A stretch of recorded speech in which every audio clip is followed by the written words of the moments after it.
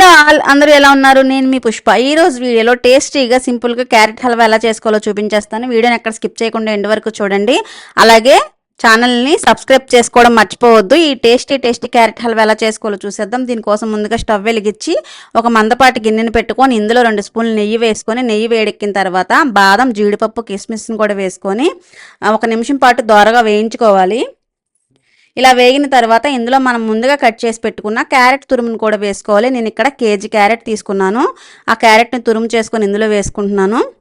తురుమంతా వేసేసుకున్న తర్వాత లో టు మీడియం ఫ్లేమ్లో పెట్టుకొని క్యారెట్ తురుముని పచ్చివాసన పోయేంత వరకు 3-4 నిమిషాలు వేయించుకోవాలి. ఇలా కలుపుకుంటూనే వేయించుకోవాలి. నాకు నెయ్యి సరిపోయినట్టు అనిపించలేదు. మళ్ళీ 2 స్పూన్లు నెయ్యి వేసి తురుముని మరో 2 నిమిషాల పాటు వేయించుకున్నాను. అలా వేయించుకున్న తర్వాత ఇందులో నేను పచ్చిపాలను పోస్తున్నాను. అంటే దగ్గర ఒక 1/2 లీటర్ పాలు పోస్తున్నాను. 1/2 లీటర్ పాలను తీసుకున్నాను, పచ్చిపాలను. నేను ఏదైనా సరే హల్వాలోకి మనం పచ్చిపాలనే వేసుకుంటే మాత్రమే టేస్ట్ బాగుంటుంది. సో మీరు ఫుల్ క్రీమ్ మిల్క్ దొరికితే ఫుల్ క్రీమ్ మిల్క్ తీసుకోండి. ఒకవేళ అలా దొరకపోతే కనుక చిక్కటి పచ్చిపాలను వేసుకోండి. నాకు 1/2 లీటర్ వరకు పట్టినాయి. ఈ క్యారెట్ తురుము మునిగేంత వరకు కూడా పాలను వేసుకోవాలి.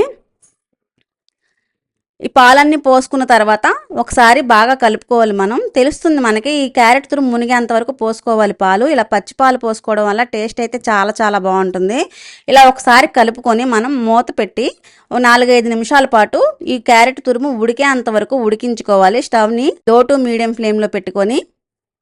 చూసారు, ఇక్కడ నేను మీకు చూపిస్తున్నాను చూడండి. మూత తీసి ఈ క్యారెట్ తురుము నాకు ఉడికినట్టు అనిపిస్తుంది. సరిపోతుంది ఈ మాత్రం ఉడికితే.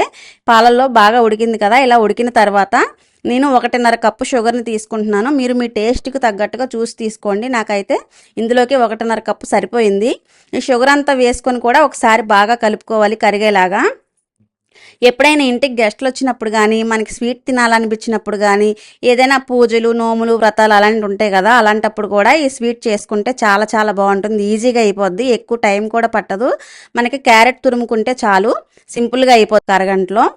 చూసారా, ఇక్కడ పంచదార వేసిన తర్వాత ఇదంతా కరిగి కలిసింది కదా. కొంచెం దగ్గరికి అయిన తర్వాత దంచి పెట్టుకున్న ఎలాచీని కూడా వేసుకొని ఒకసారి కలిపి ఇలా దగ్గరికి అయ్యాక నేను ఇందులో ఒక 1/2 కప్పు మిల్క్ పౌడర్ని యాడ్ చేస్తున్నాను. ఇందులో మీరు మిల్క్ పౌడర్ కానీ పచ్చికోవాని కానీ వేసుకోండి. రెండిట్లో ఏదో ఒకటి వేసుకోవాలి, అప్పుడే టేస్ట్ బాగుంటుంది. నేనైతే మిల్క్ పౌడర్ని యాడ్ చేసుకున్నాను. మీరు పచ్చికోవా వేసుకున్నా సరే టేస్ట్ బాగుంటుంది. మనకి బయట దొరుకుతుంది కదా, స్వీట్ లేకుండా ఉంటుంది కదా పచ్చికోవా, అది వేసుకోండి. అది కానీ ఇది కానీ వేసుకోండి. కంపల్సరీ రెండిట్లో ఏదో ఒకటి వేసుకోండి, అప్పుడే టేస్ట్ బాగుంటుంది. వేసుకున్న తర్వాత ఒకసారి బాగా కలిపి 1 నిమిషం పాటు ఉడికించుకున్న తర్వాత చివరిగా నెయ్యిని వేసుకోవాలి. ఏ స్వీట్కైనా గుర్తుంచుకోండి, నెయ్యి ఎప్పుడైనా సరే ప్యూర్గా ఉంటేనే స్వీట్ టేస్ట్ అనేది చాలా బాగుంటుంది. నేను ఇక్కడ 3 స్పూన్లు నెయ్యిని వేసాను.